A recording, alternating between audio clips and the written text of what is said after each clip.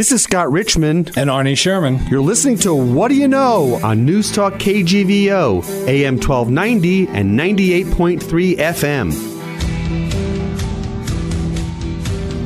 Good morning, Arnie Sherman. Scott, How are you? it's good to see you. It's good to see you, too. I'm very excited about being with you this morning, more than usual, because this morning, for our listeners, you called and said, we're going to do a show about Miss Montana. And I got very excited. I thought that, I brushed my teeth. I got all cleaned up. And then I realized later, after we chatted again, that you were talking about the C-47 cargo plane that is going to represent Montana at the Normandy celebration this summer in the summer of 2019. And I got even more excited because you were not aware that as a kid growing up, I was fixated on World War II aircraft, the P-38 Lightning, the P-40 Warhawk, the P-51 Mustang, my favorite, the Thunderbolt, the Flying Fortress, and even the foreign aircraft that were flying in World War II, the Spade, the Hawker, the de Havilland, the Fokker, the Messerschmitt. Those were the classic, sort of dueling planes of my childhood. So the fact that we were going to talk about that and have a show about one of those aircraft, and particularly a storied aircraft that participated in the Man Gulch fire and some other interesting events, and we're going to have Bryan Douglas coming today to talk about it. It made my day. I couldn't wait to get here. I didn't realize a text could make your day. Yeah, text about Miss Montana, and then it even got better when I found out we're going to be talking about World War II aircraft. Well, I met Bryan over at Destination Missoula, one of the granddaughters of one of the of folks that are involved in this, and we're going to get into that story. Karen Schlatter, she brought them to Destination Missoula, and we're looking at, how are we involved in helping promote what's going to be an historic event, right, that's here in Missoula. It'll be the last time. It'll be the last kind of benchmark celebration where participants in D-Day will actually be able to still participate. You remember when my uncle came, we talked about Iwo Jima, and Guadalcanal, and, the things that were happening that he participated in. And there are very few of those folks left. So I'm excited to talk with Bryan about who's going to be there and what the event's about and how we're going to get our, representation for that event in Normandy. Arnie, didn't you grow up? Where did you grow up? On Long Island, right? For our audience, or was it the Bronx? Well, I grew up Bronx, Queens, Long Island, the normal, migration. Were you a stone's throw away from the Grumman Air Force? Yes, I used to drive past the Grumman Air Force. Grumman Air. Well, they had their airfield, and right, they had the Grumman aircraft was there. Exactly. This is a New York thing. So, but my two favorite aircraft of all time were the P-51 Mustang, right, that had the cool, right, and the P-38, which had the double engines. And I'll ask Bryan about this, but many people consider one of the great aircraft ever made for combat fighting. So we are in a great space for Arnie Sherman. This is going back to his youth, but I made models of these and had them hanging in my room. I realized I was never going to be an engineer or an aircraft manufacturer because there was always pieces left over. I would follow the instructions, but somehow there was always an engine or a propeller or something that was left over, and so I realized that my calling wasn't in putting things together. Well, we're looking forward to having Bryan Douglas. He's the vice chair and part of the whole Miss Montana project. Back after this with Bryan. Okay, we are back with our guest, Bryan Douglas. Bryan, welcome to the show. Thanks for having me. So tell us a little about the genesis of the of this event, and then how we fit in. Okay. Yeah, it all started about a year ago. Last March, Eric Combrex, a friend of mine, a local pilot, very experienced guy, and I've known his dad for 30 years. He called me and said, I bought an airplane in Georgia. You want to help me come fly it home? So, of course, I couldn't turn that down.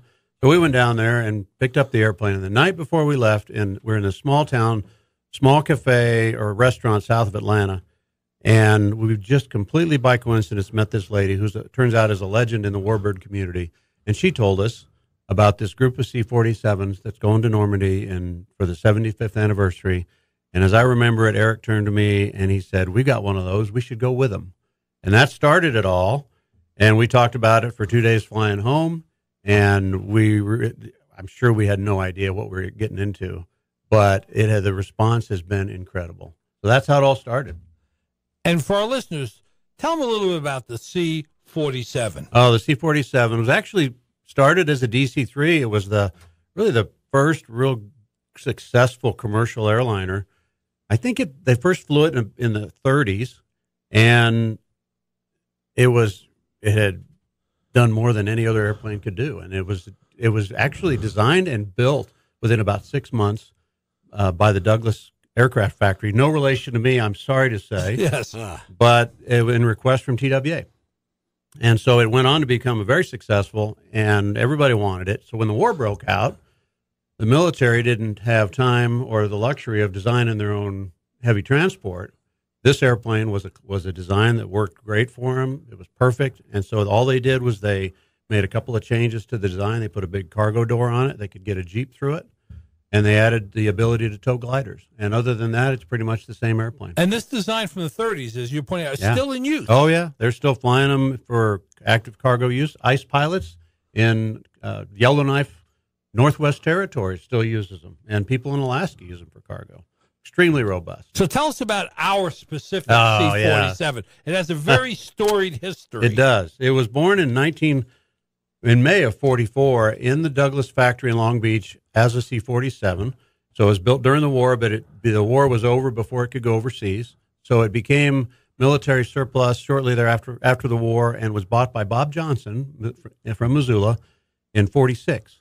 He brought it back to Missoula and used it for the next 30 years in and around, all over the country, really, but primarily in the Northwest for smoke jumping, backcountry resupply. I mean, he took this into some really rough short strips in the backcountry. It was perfect for that. Smoke jumping was kind of pioneered with this aircraft, and paratrooping in general. Paratrooping. And in 1949, most people will recognize this story from Montana.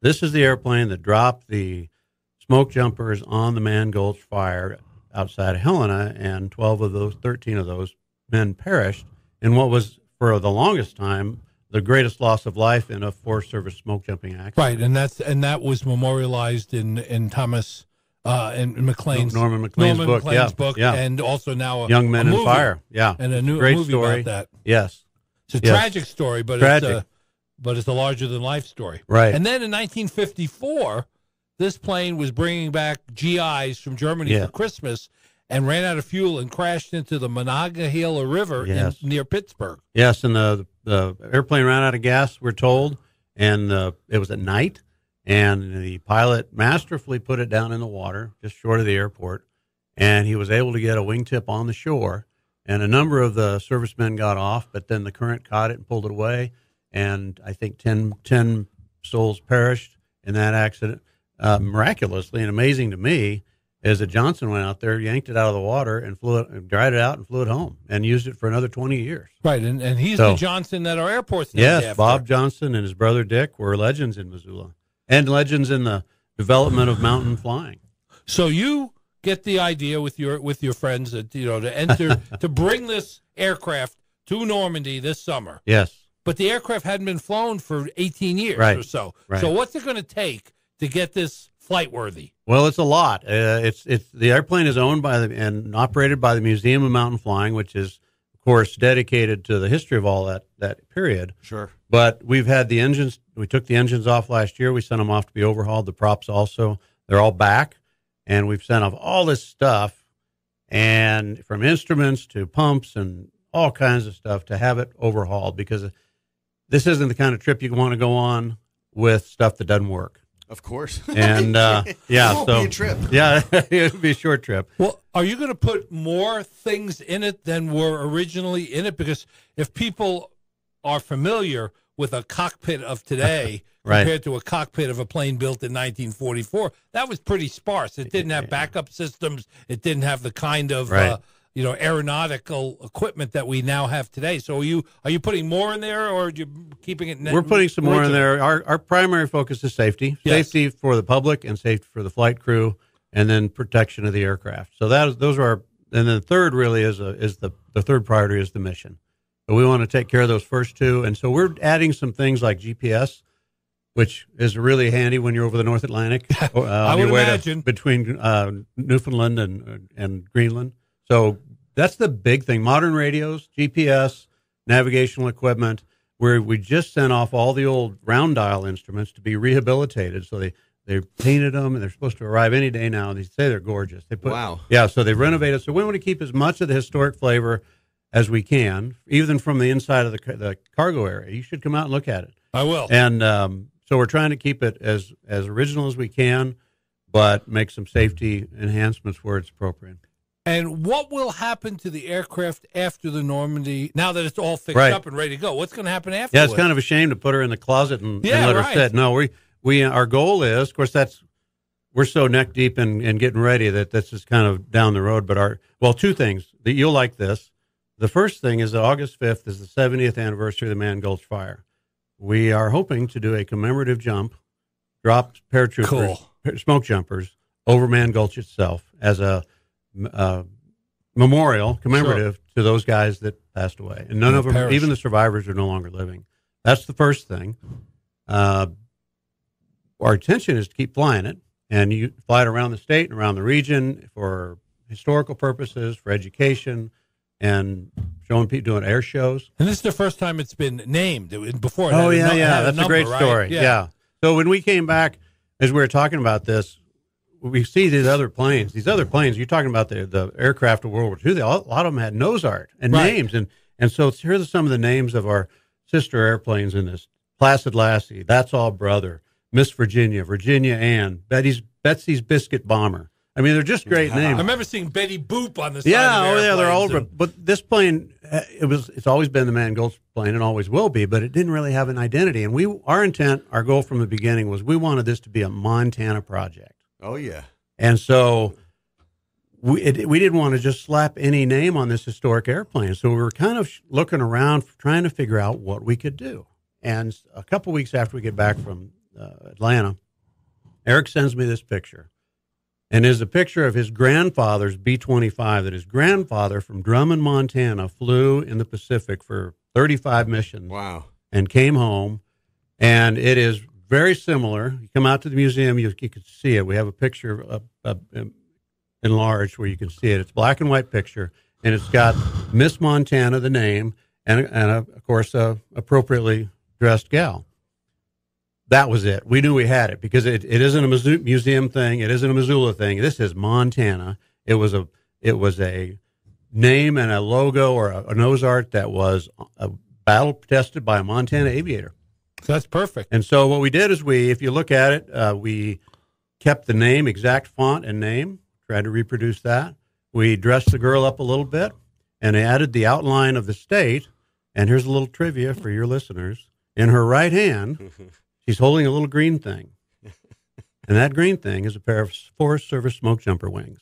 Nice. As an homage to the Man Gulch and all the jumpers that jumped out of her. And who helped you design that whole setup, that whole logo? You know, we had a committee, Mike and Katie Anderson, Dick and Barbara Combrecht, Kathy Ogren's involved. Okay. We have people doing all that stuff. I think Mike and Katie were instrumental in doing that. Is that right? Yeah. So, and how many people, and talk to us a little bit about the community, because the community really has been incredibly supportive. It's been amazing. Of course, we were fortunate to have this big fly-in this summer out the airport, AOPA, the Airplane Owner and Pilots Association, big deal. And they fortunately allowed us to unveil the nose art on our airplane at that event. So it was a big splash, and we got a lot of notoriety for that. There's an online video that you can see of the whole thing.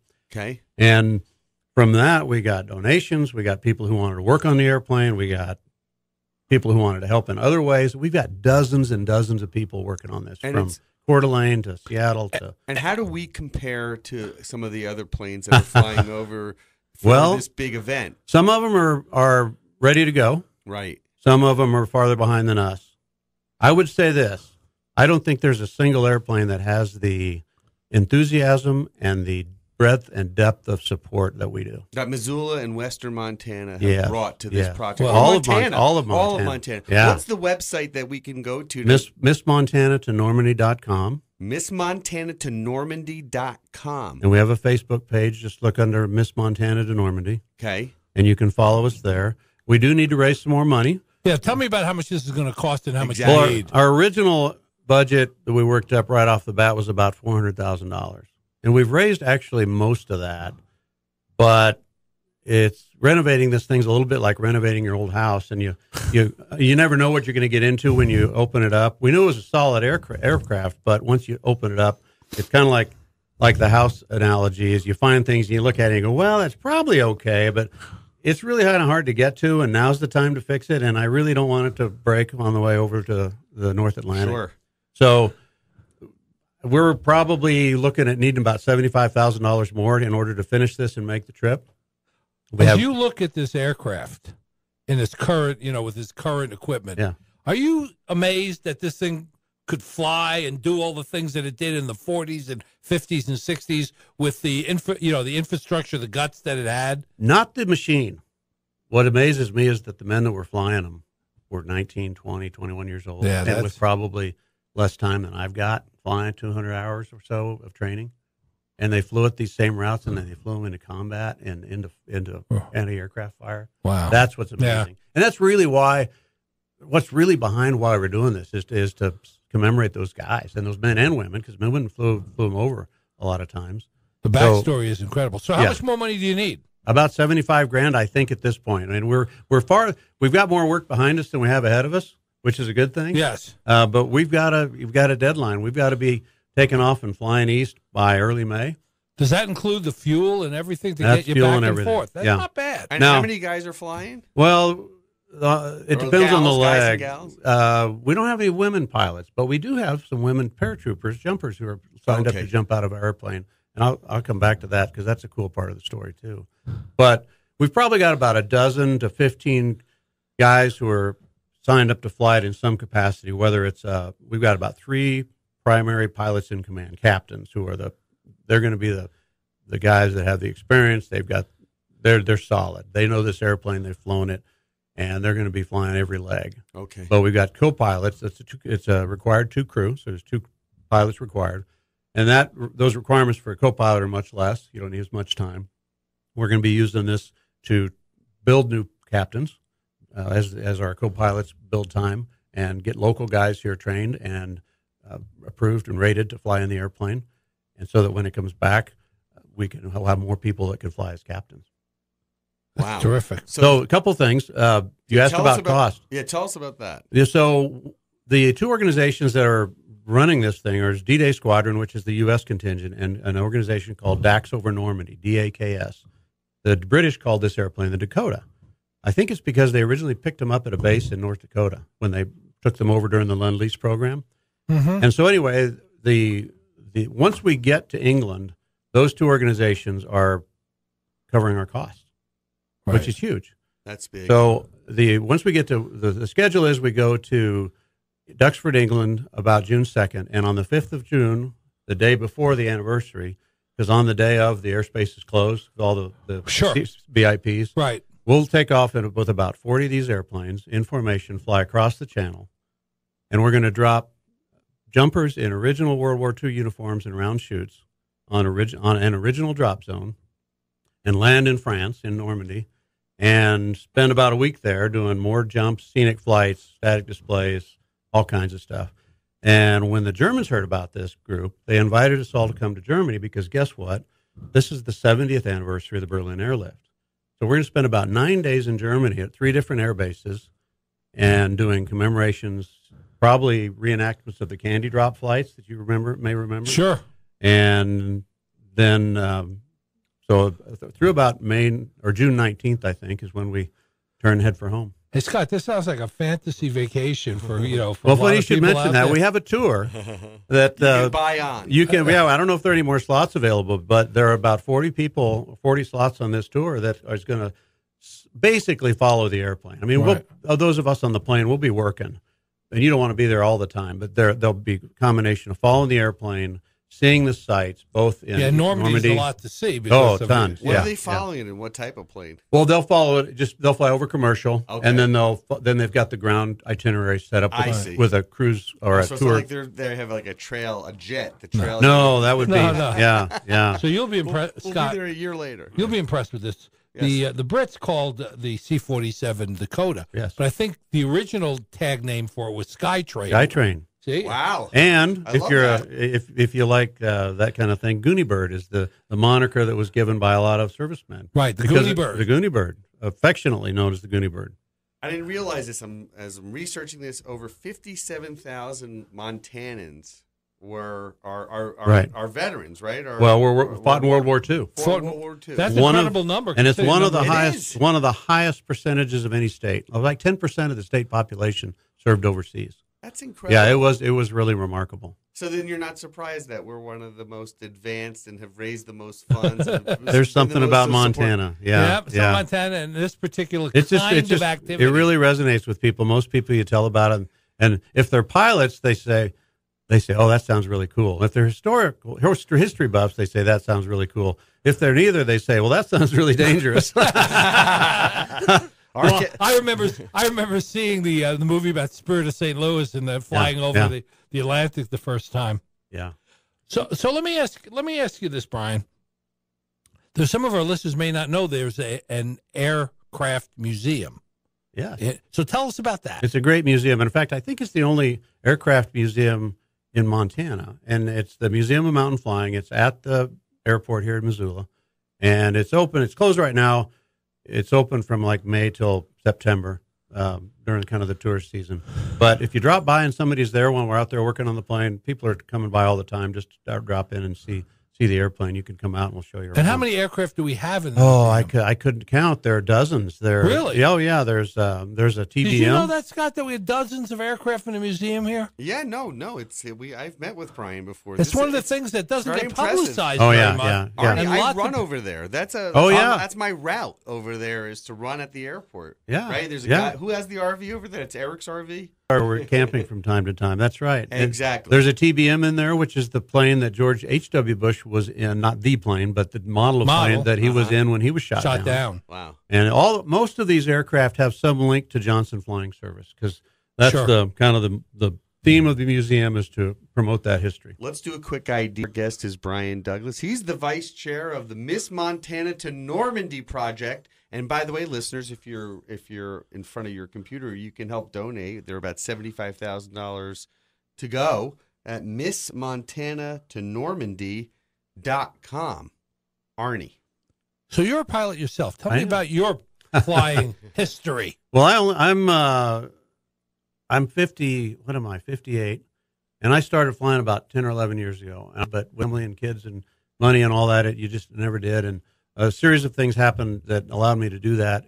My uncle flew Air Force One during the Nixon years. Wow. And my college roommate and high school buddy became one of the best test pilots in the country. And so I've always loved it and always kind of had an interest, but I didn't get to do it until then. I thought, well, I'm going to try it and see if I like it. And needless to say, the bug bit. I ended up building a high-performance kit airplane that I've flown with my wife coast to coast, Canada to Mexico. And it just really changed. Did you have our any lives. parts left over? No, I didn't. Well, I didn't. you must be an engineer by trade. I actually am an engineer by trade, but that's actually sometimes a disadvantage. We always like to ask this. Furnish us with some details about you. Where were you born? Where did you grow up? Give us a little bit of that. I grew up in Kansas, eastern Kansas, Kansas City area, and my father actually worked in a defense contractor in Kansas City. My mother worked there for a while. My grandfather, my brother. And I worked there for a summer. So when I got out of college, I was going somewhere else.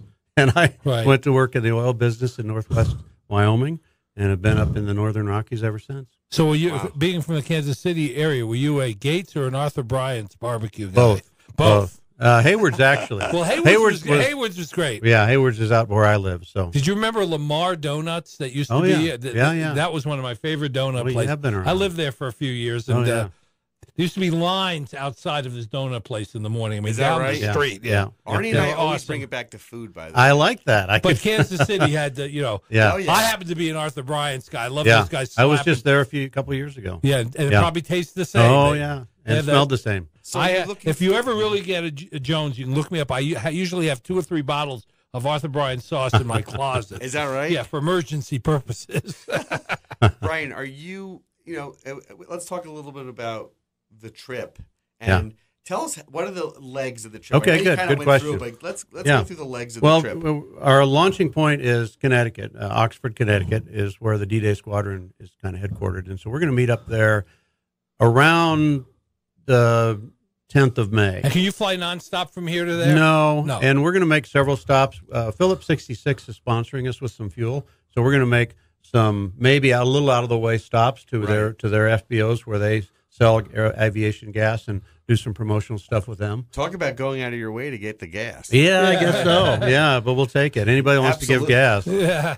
So we have a couple of things that are scheduled. May 10th and 11th, the AOPA, which did the fly-in here this summer, their 80th anniversary is at Frederick, Maryland, in May 10th and 11th, and they've invited us to come there. So we'll go there, and then if we can get there in that time. And then this is kind of cool. You guys from New York will appreciate this. We have a Hudson River formation flight scheduled for May 18th. So we'll do 20 of the airplanes or so will be in formation flying up the Hudson around the Lady, and then we'll land back at There's a Oxford, baseball Connecticut. game. You can go over Yankee Stadium. Yeah. They'd love that. And then as soon after that as we can, weather permitting, we'll leave from Oxford and we'll go to Goose Bay, Labrador. There's a big airfield there. Right. Probably spend the night. I've landed at that airfield Have you? before. On purpose? How long will Not that on take? purpose. I don't remember. It depends on winds, of course, but I think that's a 4 or 5 hour flight. And you could do that straight. Oh, yeah. Yeah. Okay, straight from Connecticut to Labrador. So Yeah. what is the Range? cruising range of the plane, and what's the speed? It cruising holds, speed? without extra tanks, it holds 800 gallons, and it burns about 100 gallons an hour, and it goes about 160 miles an hour, depending on how you run it. So, it'll go 8 hours, but you don't want to No, cut I it wouldn't that do close. that. And what, How what, many people what are on kind the of plane? altitude are you going to Yeah. be? Probably under 10,000 feet. And how many people are on the plane? Well, we're because of the inherent dangers crossing the North Atlantic at any time of year, we're going to have minimal crew. So that's probably 5 to 8 people. We're going to have mechanics and several pilots so they can trade off and get What are the experience. mechanics doing while you're flying? Well, they're hoping that nothing breaks so they don't have to work when we land. But there's no like ratchet set or anything Oh, there's probably some things you can do on. Yeah, most to of adjust. Oh yeah, there's things inside this airplane that you can fix on the fly. Yeah, Haven't you watched That's enough what that's what on the fly means. exactly. Yeah, haven't you watched enough World War II movies where the guys out there and they're sticking gum on the side Yeah, of the yeah. plane and No. Yeah. fixing things up while they're in the air? Scares me. Yeah. So don't we see- fly as soon as the weather allows, and it's an important window because we want to fly from Goose Bay to Narsarsuaq, Greenland. It's in the very southern tip. Oh, right around It's the notorious for having bad weather. So we want to get in there, refuel, and get out and go all the way to Iceland that day. So we don't want to overnight in Greenland because it might be I just more than one came night. back on Monday from Iceland. Did you? Yes. We're The going to land in airport- Reykjavik. That's where I was. Oh, wow. Beautiful I've airport. heard it's wonderful. Beautiful facility. They took the U.S. Air Force Base there and converted it into, so they got lots of runway space Wow. and lots of Wow. infrastructure there. Beautiful airport. Now, Yeah. didn't some planes land 9/11 coming back from Europe? At Labrador. It was in Labrador. Yeah, Yeah. they were making a crossing. I think that's right. A bunch Right. of them did. Wow. Yeah. So it's And you a know what's historic important place. about Reykjavik that you might not remember? What's that? In 1986, it's where Gorbachev and Reagan met Yeah. after the big summit. The big Did they summit, really? yeah, and Neutral ground. yeah, pretty neutral and pretty controllable because Oh, yeah. the whole country's the size of Connecticut and only has 350,000 people, so it's pretty sparsely populated. So then So you from go, there, we go from Reykjavik. The longest leg is from Reykjavik to Scotland, and we'll sit down in, I think, Prestwick, Scotland. And then we lay there, depending, because the weather could delay us. We'll probably end up laying over a number of days, depending on how it works out. But we'll eventually, on about the 2nd of June, fly into Duxford, England, which is where the Imperial War Museum is. I haven't seen it, but I've heard it's marvelous. And all of the planes from all over the world will meet there. And that's will be our launching point for Normandy. And we'll do some events and some practice jumps there. And then on the 5th of June, we launch we crossed the channel. The route's actually been published. It's on the Dax Over Normandy website. Cross the channel and drop, I think, 300 jumpers, paratroopers, on an original drop zone at Ranville, France, just outside of Cannes. And then we land at the airport at Cannes, Carpiquet Airport, I think is how it's pronounced. Mm-hmm. And we'll spend several days there doing some more flights, scenic flights, I think maybe one more jump, and then some static displays and so forth. That's fantastic. Have you ever been, by the way, just as we're talking about Air Force planes and museums, to Wright-Patterson Air Force Base? I haven't. In Dayton? One I haven't been to. It's fantastic. I've heard that. It's really worth going to see. Yeah. Scott, I've gone out of my way to see aircraft all across Have the you country. really? Yeah. Man, you Because need to come out. You can't Arnie, see these. You can't see these things. You can't really feel it until you see them. And not only that, smell them. Smell them. I mean, you got to be They around smell. them. You got to be around them. And it's funny that you should say that, because as Bryan was talking, you guys are talking about this, I'm feeling like you talked about flying commercial to Iceland. Right. And flying commercial is a very insulated, very protected space, right? Like they try to make it as comfortable as possible. It's not real flight, though, is it? It's not real flight to flight, like the kind of thing we're talking about. It's different. Yeah, let's What say is it's the different. difference? Explain. Well, the it's going to be visceral- cold, and it's going to be loud, and it's going to be a lot of vibration. It's just it's a solid airplane, but it was built for utilitarian purposes, not for comfort. One of the great experiences you can have if you want to get a sense for what any of this stuff might be like. I went to see First Man, which just won an Academy Award for sound. Oh, And about, it starts off with John Glenn flying into space. Mm-hmm. And the sound of him in this capsule, the vibration, the pinging of bolts and ice and things, fasteners breaking and the shaking. And you can't believe somebody would actually be willing to do that. To endure it. Right. Oh yeah, and every one of them, they show a number of the Apollo until Neil Armstrong lands. It's told from sort of Neil Armstrong's perspective. Sure. But in every single one of those situations, the sound, the noise, the vibration, the lack of comfort, the fact that you had in most cases, no visible. It wasn't like you were looking out a window, right? To see what was going on. You were like blind. And all the sound, it was just amazing that they would do it and they would participate. It's incredible. I had a good friend of mine who's going on our tour, called me and he said, I was just talking to my wife the other day, and I said, I wonder how much I'd have to donate in order to ride over there on that airplane. And I said, well, the truth is you probably don't want to. But if you want to give enough money, we'll work something out. Yeah, so that might be a good, somebody who really is an adventurer. So he's going commercial. So who are the 5 to 7 or 5 to 8 people? Well, I'm going to be on board. Our mechanic and his wife, Randy and Crystal Schoeneman. He's a chief mechanic at Neptune, which, by the way, has been a great supporter of our project. Yep. Neptune Aviation right across the airport. And then Eric Kombreck. And then we have a guy named Jeff Weitzel, who's a very experienced DC-3 pilot. And Art Dykstra probably is also a local pilot. He's going to go. So we got a mix of local guys and some guys from out of town, but pretty high. I'm the lowest time guy in the crew. Was it hard to find? I mean, DC pilots are not that easy to find. DC-3 pilots, right? Yeah, they're generally older and they don't live in Missoula. Generally, we have some. Eric's dad, Dick, flew this plane lots when he worked for Johnson. So, so that we have some local pilots, but they're not. A lot of them aren't current. Right, but they can help with some training. Yeah. Oh, right? then they have. Oh boy, have they? Yeah. Particularly if they flew this exact plane. Yes, that they have done a lot of that and will continue to. Now, how is Karen's grandfather involved? Our friend. Well, he's a local pilot. I met Larry at the airport. He's also a kit airplane builder like me. Okay. And so I met him, and he's also an AMP mechanic. And so he's been over helping us a lot, and that's how she heard about it. So great that the community is involved. Oh, it's fabulous. Yeah. Bryan, so are you going to build another plane? I might. I have a couple in mind. Yeah, I have a couple in mind after this whole project's over. Yeah. What are you thinking about? Me? Yeah. Well, my airplane's a pretty fast 4-seat airplane, and I think I'd like to build a 2-seat bush plane that could go into some of the neat backcountry strips in Montana and Idaho. Yeah, there are a lot of them out here where you can get into some pretty. What do you think sparked your interest in wanting to do this? You've been doing it for 11 years, but what was the thing? Well, it was growing up around it. Just like Arnie, I've just been fascinated with airplanes. My earliest memory of being fascinated was when I was a kid. My mom and I was probably 3 years old. We'd take my dad to the airport in Kansas City, and he'd get on a DC-3, and he'd fly to Albuquerque for work. And I just remember thinking, Albuquerque, I've never been to New Mexico. It's in New Mexico. I've never been there. And he's going to be there in 4 hours or whatever.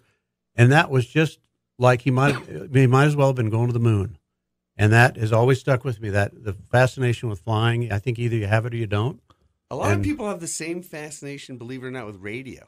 Oh, yeah. Like, how do the waves travel so far so that I can pick up a station from Chicago, where we are, or from Washington, D.C.? Right. I get letters all the time from people saying, I'm in Finland and I just picked up KGVO. Seriously, because the way radio waves bounce around. And I don't even know how that works. I don't either. Oh, well. But they love it. But there's a whole set of enthusiasts like flying. Yeah. And there's a lot of similarities that they just love to see what's in the sky. Right. And travel the skies, whether it's physically or spiritually, I guess. Yeah. Well, the old joke is, how you can tell you're sitting next to a pilot? How? He'll tell you. I flew with the Lafayette Escadrille in World War I. Yeah. Shot down. I remember, it was fascinating to me, if you watch any of the sort of historical movies about how they, through a lot of trial and error, they figured out things like how you fire a machine gun through a propeller blade. Yeah. How do you figure that out? Yeah, how do you figure that out? Well, you lose a lot of airplanes. And then they put an interrupter in there that just would not let the gun fire when the prop's right here. Really? Yeah. How does it know? How do it know? It's a mechanical thing. How do it know? It's beyond. Don't worry about it, Scott. It's way beyond your comprehension. Again, the jet engine, the jet age for that. Yeah, well, and then they put the guns out on the wings. Is that right? Yeah. But then they moved them, and then there were, when they finally got to going past the speed of sound, and pilots would pass out, and what do you do about passing out at certain altitudes and certain speeds? Right. They weren't used to that. Right. So there's a lot to the history of flying, a little bit different than any of the other experiences. Probably the closest other military experience to that would be, being in the submarine, command and learning how to make that all work. Yeah. How does it work with customs, by the way? Well, I think at every place we stop, we'll have to go through customs. You have your passport? Oh, yeah. That's such a small detail in the scheme of things. We got a lot bigger stuff, but everybody's going to have a passport. Well, you'll have to have a passport. Well, you'll have a flight plan, and if you're not getting off there, not spending much time, they probably won't worry about if you're on a flight plan. It's only if you get off and no contraband either. No.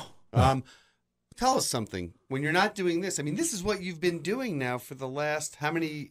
Well, about a year. What did you do before this? Well, I'm an engineer. I'm a self-employed engineer. I work here in Missoula and all over the country, really. But what type of engineer? I'm a chemical engineer or comical engineer, depending on who you talk to. That's my degree, but I do mostly environmental cleanup work. Very good. Yeah. Where have you done that? All over the country. A number of projects here in Missoula. Is that right? Yeah. And all around Montana. Alaska? Nothing in Alaska of any size. Yeah, minor stuff up there. Got it. But have you had any, interest or desire to, build and fly a helicopter as opposed to a? No, those things are dangerous. They are dangerous. Well, they're amazing. It's just in fact, Eric's a helicopter pilot, and I told him that one time. I said, they're just too expensive to operate, and they really don't go where I want to go. And he said, "Well, the secret is that they're twice as expensive but 4 times as much fun." That sounds. Well, so Eric's Our guest is Bryan Douglas, and Bryan, you told me this before we got on the air today.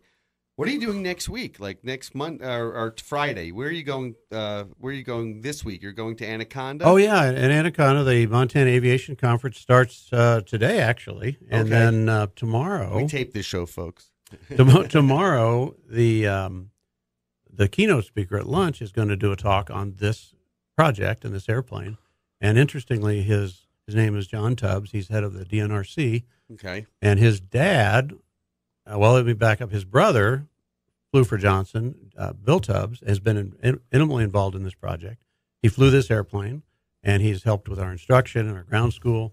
And their dad, I believe, I hope I get this right, operated the marina over there near Man Gulch and was on site the day of the Man Gulch incident. And for our listeners that helped don't know evacuate where them. Man Gulch is, which is me, where is it? And north of Helena, Okay. just a little ways. You can make a short flight there. Is that right? Yeah. One of my other clients actually does flights into Fort Peck. Is that possible? Yeah, there's a small unimproved strip at Fort Peck, I believe. I've flown over it. It was too rough for my plane, as I recall. Okay. But it's a Where's restaurant. the roughest place you ever landed an aircraft? Well, In I've your- got kind of a fancy aircraft. It's not made for off kind of unimproved strips. Schaefer Meadows is pretty rough. I've been in there once with it, and I probably wouldn't take it in there again. But with the right plane, it's a great strip, and there's so many of them around. And what's the speed, range, altitude that the one you have now? Well, it's a 200-mile-an-hour airplane, and it'll go 1,000 miles. It'll carry everything, 4 people, and pretty much everything you put in it. And it'll go to 20,000 feet, so it's a pretty capable airplane. And it's got a really modern instrument panel, not like the DC-3. So if you like to ski, you can get on that plane, put your skis in the back, take a trip to Wherever. Park City. Yeah, I can make it to Park City, no problem. Park City. Yeah. Colorado. Actually, you have to refuel to get to We Colorado. should put together a ski trip with the Miss Montana. Load it up with skiers and skis and go somewhere. Well, that's an interesting. Well, now look, you bring up a very interesting Yes. point, which is to raise funds not just for the flight over to Normandy this summer, but afterwards. This is in many ways a great ambassador of goodwill for Montana. Yeah.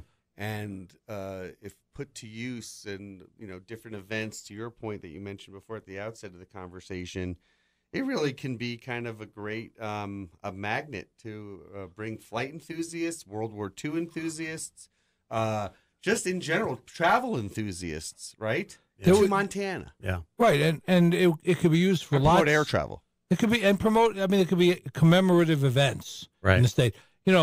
With the Air Force Base in Great Falls, you have a lot of people in the state that have an interest Right. in. And if you're interested in flight, you want to be in every different kind of plane you can get yourself into, so you can compare the experience. I try to be on as much. I've flown lots of different aircraft. Have you? Yeah, Not and- flown, but been flown in. Been flown in, yeah. I'm not the kind of guy who has enough attention to detail to be.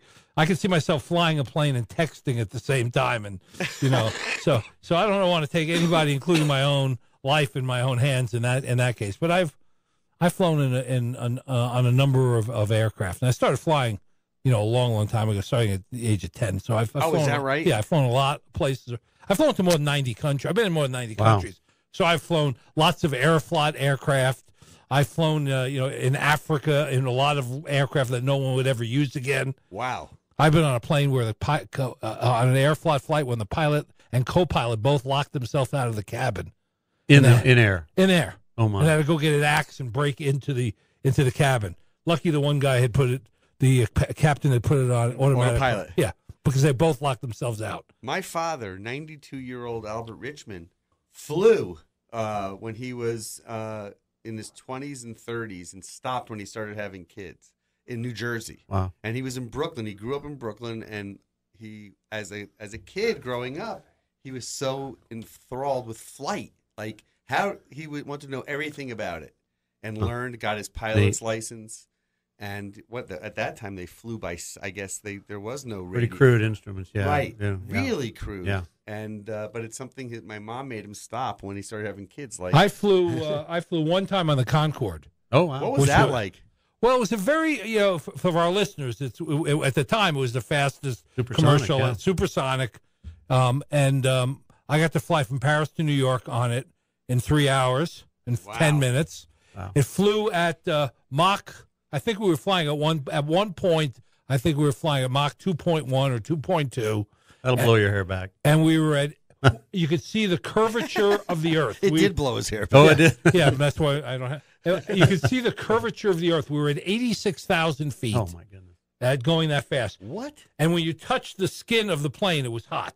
Wow. And there was only 80 seats on it. It was narrow, right? It Narrow. was a narrow plane. There were 2 to each side. You felt like you were sitting in the driver's seat or the passenger seat of a sports car. It was comfortable and plush, but it was tight. What happens when you went to go to the bathroom? You held it in. It was 3 hours. You could get up. I mean, they were very nice and accommodating. But when it took off, you could really tell you were in something different. Really? Yeah. Oh, yeah. And now it's decommissioned. Yeah. Well, they had some grounded. They had some crashes and some technical difficulties. Yeah. But it was a very cool experience to be in that. That's probably the highest and fastest I'll ever go. I'm sure. Bryan Douglas is our guest. He is the vice chair of this project we call Miss Montana to Normandy, and MissMontanaToNormandy.com is where you can make a donation. What is it, or a crowdfund? No, there's a donate button on there. I don't remember how it works, but it'll take your money. Who are some of the big sponsors? Well, we've had a number of anonymous donations, and we've had Kathy Ogren's a big supporter, and Neptune has donated a ton of in-kind stuff, and their people have helped out a lot. Phillips 66 is a sponsor. Aviation Partners, one of the Washington companies, has made a donation. Pacific Steel and Recycling made a generous donation. So there's a lot of Montana folks that are supporting it, and we just need a little bit more to get there. And we could also use some mechanic help if there's somebody out there who's an A&P mechanic. If you are one, you know what that means. And we're going to be planning to put the engines back on next week, I think, starting next week. And we could use some extra hands for that. Arnie? I'm going to be hanging around the airport now that I know this is here. Yeah. You know, our frequent guest on our show is Bryan. Chris, right. Chris Jensen. Oh, yeah. Chris, great. From the airport. And will there be some type of exhibition or is there right now some type of information or exhibition at the airport that people can see? We're so busy getting it ready, we really don't have time for that. Everybody working on this is a volunteer that has their own day job.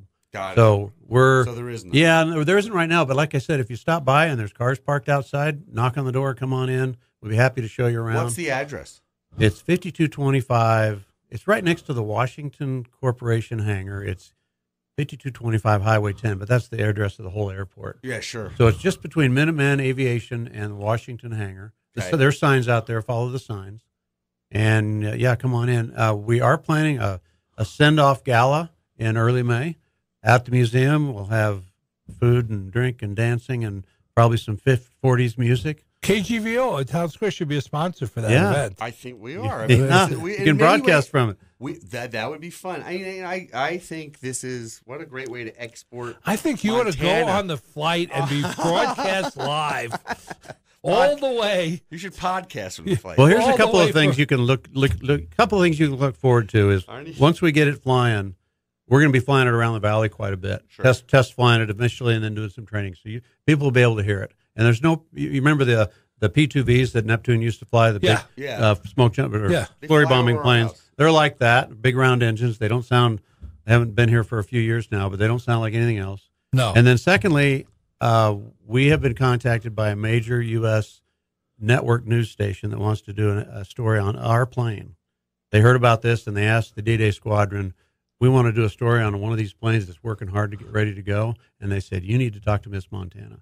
So that's going to happen once they're going to come out, probably film the first flight. Wow. Good. That'll be some national news. When you talk to them, tell them that you need more sponsors because that'll be the equivalent. Oh, yeah. Well, it's going to be at that money. point, it's time for takeoff. Well, but you can always use we'll probably real news we're talking about. Oh, yeah. No fake news. Okay, look, let's take a quick break. When we come back, we'll be with Bryan Douglas. We'll take our final moments talking about the Miss Montana to Normandy flight. Back after this. And we are back with Bryan Douglas. Arnie. Bryan, there might be, for our listeners, some interest in some of the human interest stories that have emerged around this once people have heard about this. So what can you share with us? It's really been amazing. I mean, there's so many things about this project, but that's perhaps the most. We've had vets come in. All of them are in their 90s, World War II vets. We've had a gentleman from John Nelson down at Stevensville, I believe. He comes in fairly often. He's really excited about it. Just the other day, we were out there working, and a gentleman came in with his family, and he was in a wheelchair. And I didn't meet him, but I'd heard the story afterwards, and he, I think, had flown these planes or jumped out of them or flown in them, and he wasn't well, but his family said they were looking for a reason for him to want to keep on living. And when he came out there and saw the airplane, his eyes lit up. He stood up and he walked around, and he looked at it, and he talked, and his family was just amazed that this is something that he wants to see this thing happen. That's terrific. Yeah. That really is a good story. Yeah. I mean, this is what moves people, right? This type of stuff. This is particularly something from their earlier connection from their earlier life, an important time in their life. Yeah. Yeah. But what's extraordinary is the effort that you guys are doing. I mean, this is not like we're naming a building. Right. Which is it's a heavy lift. This is a heavy lift. Yeah, it is a heavy lift. Someone builds the building, they dedicate the building, there's a ribbon cutting ceremony. Got it. Great. This is you're rebuilding, imagining in some ways something that is 75 years old. Right. There's not many people left, and the ones that are left from that time were just in their teens. Yes. When they had this, extraordinary change of their life. I mean, when I talked to my father, my Uncle Harry, about being 18, 19 years old and going to fight in a war, right? In the Pacific Theater or in Germany, it was just it's hard to imagine what they felt and they experienced. I agree, Arnie. And I got to tell you, Brian, we both appreciate you coming in because Arnie, we love bringing guests and we love talking to people about different things, but for him to say that this is something that his is a passion, right from the get-go. Yep. It's that or it's baseball. It's the end. Oh, yeah. I know. Well, you'd be surprised how many times we hear that. No, it's amazing. It seems like every person you talk to has some story. Your uncle, somebody else. They have some connection to this. It was going a pivotal time in our history. If they still have a personal connection to somebody from that generation. Yes. Right. This is and now for people who don't, for somebody who doesn't, this is the way to explain to them something that happened a long time ago that's important to their lives. I mean, World War II was, if it went the other way, we'd all be speaking German. Yes, we would. Let's put it that way. Yeah. And we don't want to talk about that. No, we don't want to talk about that. All right. Our guest has been Bryan Douglas, Vice Chair of the Miss Montana to Normandy project. Not even a project, but tell us where we can make donations. So we need some money to finish, and we need some help. We're on the last legs, but this is a lot of what we have left to do is somewhat technical. So we need guys or gals who are mechanics, airplane mechanics. Any kind of technical help would maybe put to use. And we're going to be scheduling work days to do specific tasks like put the engines on and put the props on and so forth. So you can donate on our website. You can come out to the museum, and if someone's there, you can leave a check there. We've got forms and so forth. It's a 501c3, so it's tax deductible. Beautiful. And it's going to a good cause. We promise to put it to good use and not waste your money. That's beautiful. I'm in. What's the website? MissMontanaToNormandy.com. And we have a Facebook page that keeps you up to date on if you do that sort of thing, and Instagram on what's happened on sort of a day-to-day basis. Beautiful. Brian, it's been a pleasure. Thank you, gentlemen. That's been great. All right, Brian. Thank you so much. Arnie, I will see you next week. Take care, Scott. Thank you for listening to What Do You Know? I can't wait for the next show, Scott. I'm excited too, Arnie. If you'd like to suggest a guest, send me an email at scottrichmond@townsquaremedia.com. We'll see you next week. And thanks for listening to Newstalk KGVO,